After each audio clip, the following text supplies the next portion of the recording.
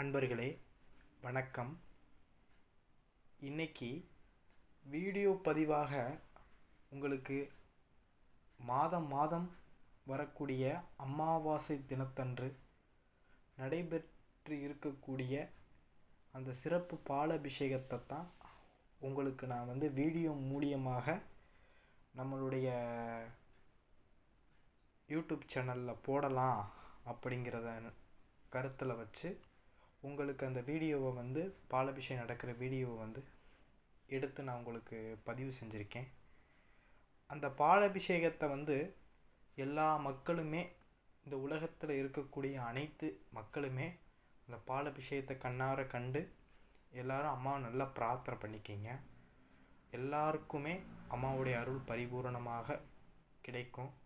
வர முடியாதுன்னு நினைக்கிற அன்பர்களுக்கும் நீங்கள் இந்த வீடியோ மூலியமாக அம்மாவை சற்று கண்ணை மூடி அம்மாவை கற்பனை பண்ணி, அம்மா என்னையும் ஒரு கண்ணெடுத்து பாரு, எங்கள் குடும்பத்தையும் காப்பாற்று அப்படிங்கிற மாதிரி நல்லா பிரார்த்தனை பண்ணி வேண்டிக்கிங்க.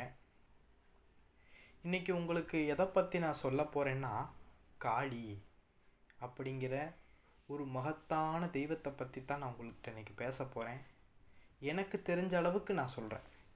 ஏன்னா காளியை பற்றி ஒவ்வொருத்தவங்களும் காளி பக்தர்கள்ட்ட கேட்டோம்னா காளி தேவியை பற்றி நிறைய விஷயங்களை வச்சு வர்ணிப்பாங்க. எல்லாமே காளி அப்படிங்கிற மாதிரி வர்ணிப்பாங்க. அதே போல் இந்த அடியனுக்கு காளியை பற்றி, காளியுடைய மகிமையை பற்றி என்ன தெரியுதோ அதை உங்கள்கிட்ட பகிரணும்னு ஒரு ஆர்வத்தில் தான் இன்றைக்கி நான் உங்களுக்கு இந்த வீடியோ பதிவு மூலமாக உங்களுக்கு இந்த அபிஷேகத்தையும் அதை ரீதியாக இந்த ஆடியோவையும் உங்களுக்கு நான் பதிவு செய்கிறேன். காளினாவே கருணையின் வடிவான அன்னையவர். காளி தேவியை எந்த மந்திரத்துலையும் எந்த எந்திரத்துலையுமே நம்ம அந்த அன்னையை அடைய முடியாது. உண்மையான பக்தி இருந்தால் மட்டும்தான் அவளை நம்ம போய் நெருங்கி அவளுடைய அருளை நம்ம பெற முடியும்.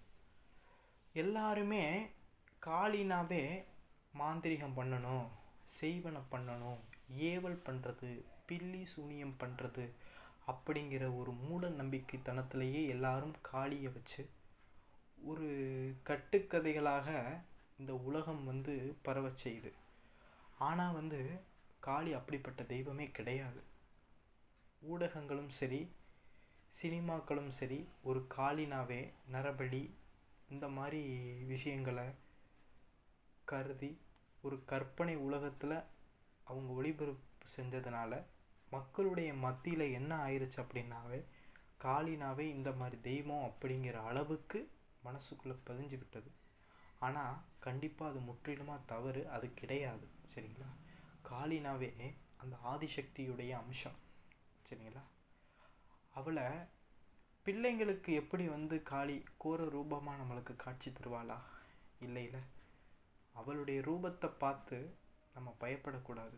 ஏன்னா அவளுடைய ரூபத்தை பார்த்தோன்னே நம்மளுக்கு அழகுதான் தெரியணும். அந்த இடத்துல அழகும் ஆனந்தமும் தான் தெரியணும். சரிங்களா? ஏன்னா தன்னை சுமக்கிற பக்தர்களுக்கும் சரி, தன்னை நினைக்கிற பிள்ளைங்களுக்கும் சரி, அவள் என்றைக்குமே கோர வடிவில் காட்சி தந்ததே கிடையாது. அவள் சாட்சாத் அந்த தாயானவள் தயாபரியாக தான் நம்மளுக்கு அருள் செய்வாள். அப்பேற்பட்ட பிள்ளைங்கள்கிட்ட தாய் தன்னுடைய உக்ர ஸ்வரூபத்தை காட்டினா பிள்ளை பயந்துருவா அப்படிங்கிறது தாய்க்கு தெரியும். அதனால் அன்னை காளி என்ன செய்வாங்கன்னா, தன்னுடைய உக்ர ரூபத்தை பிள்ளைங்கள்கிட்ட காட்ட மாட்டாள்.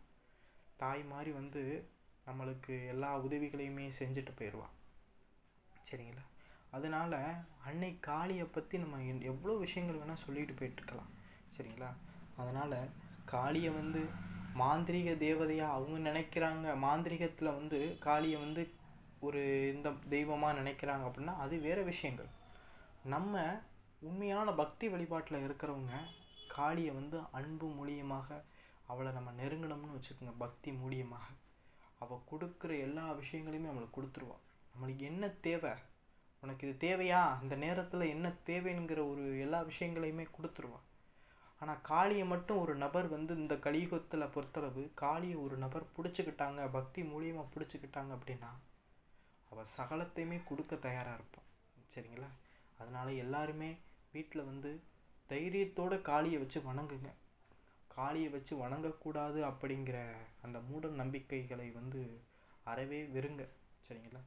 அன்னை காளி நம்மளெல்லாம் கட்டி காத்து ஆளக்கூடிய தேவதை. சரிங்களா?